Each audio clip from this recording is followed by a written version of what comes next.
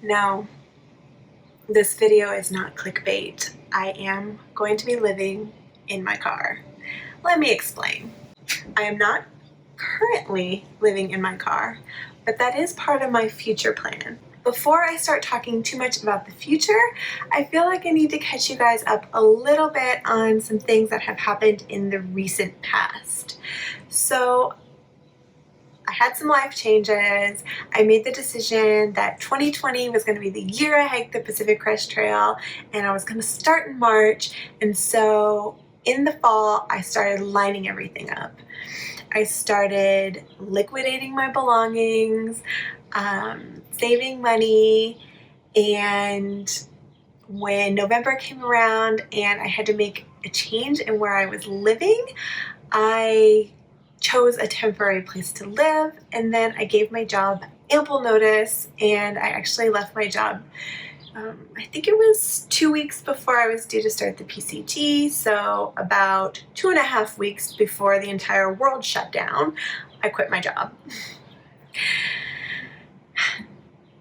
Kind of scary, right?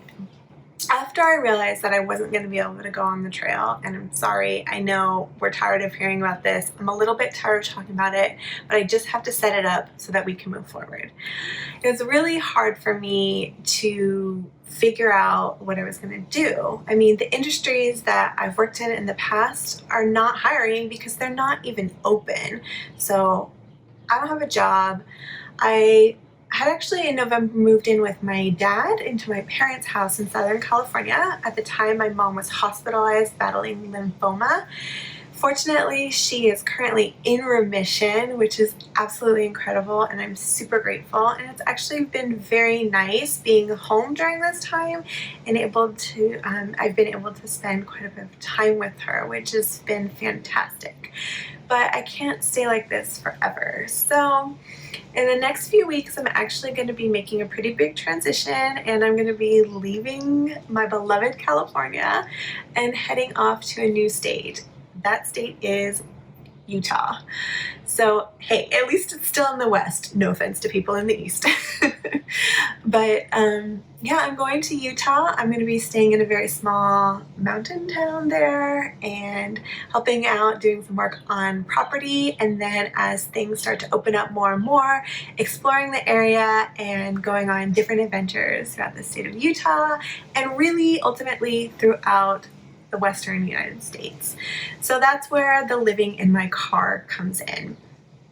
When I'm in Utah, I'm going to be starting to make some changes, some maybe different decisions on my transportation, and figuring out a setup that works for me to be living out of my vehicle at least part-time. I say part-time because my primary objective is to do as much backpacking as possible. Every single day that I'm sitting here in quarantine, I dream about being out on trail, and not only do I dream about it, but I'm taking actions in order to improve my skills, knowledge, and abilities. And that is my primary focus and dedication every single day.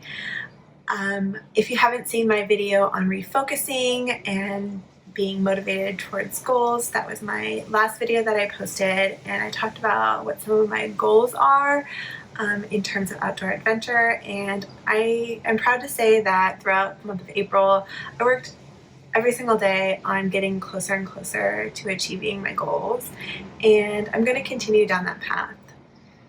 I'm sharing all this with you because I want you to know that my intention is to take you along for the journey. As I learn, I want to share my knowledge with you. As I experience different things, I want to share them with you. And I have been working on my journey into the outdoors for what's coming into my 5th year now, and it's crazy to think of how far things have come for me.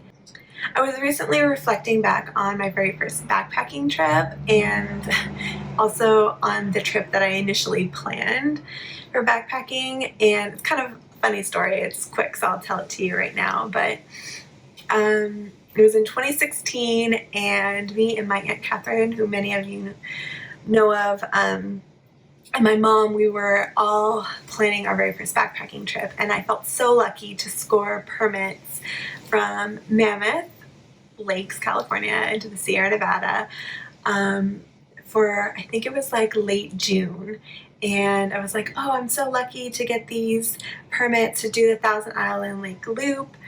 And as the time was approaching, I was monitoring the snowpack and was seeing that there was still a lot of snow on the ground, and that's obviously less than ideal circumstances for people that were going to spend the night in the backcountry for the very first time.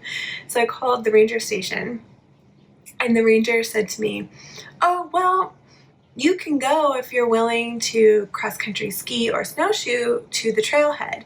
And I thought she was being facetious. I was like, gosh, she doesn't need to be rude about it. Like, thinking that that's something that nobody would ever do, not realizing like that's actually a legitimate method of travel that people with more experience do.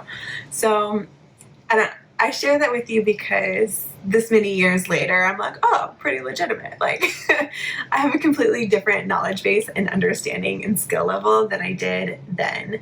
And so when I look back at little ways like that, I can see really how far I've come, but I know still how far I want to go. And so, I have already basically put everything all out on the line. I made that decision when I was looking to hike the PCT, and obviously that's not going to happen this year, but everything's already out there. So I just gotta go for it. As things open up, I'm going to take different backpacking trips. I would love to hike a longer trail this year. I really do want that experience of sort of like day after day after day chipping away at a longer trail goal.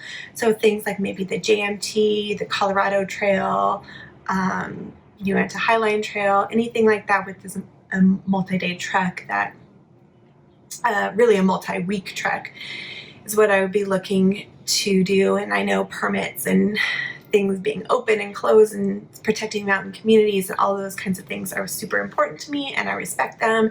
And so that's why I'm not coming out here saying these are all the trips that I'm going to do, and I promise to take you guys along with them, because I don't know. But I am going to take you along for what there is to come. So if you're willing to go there with me, I'm going to take you, and we're going to see what comes along with this. It's nerve-wracking, but I'm excited, and it's an adventure. And even if you carefully plan everything to a T in your life, that's not how things work. You get thrown curveballs all the time, and you've just got to adapt and react and make a new plan and keep on going. And that's what we're doing here. And I hope you come along for it.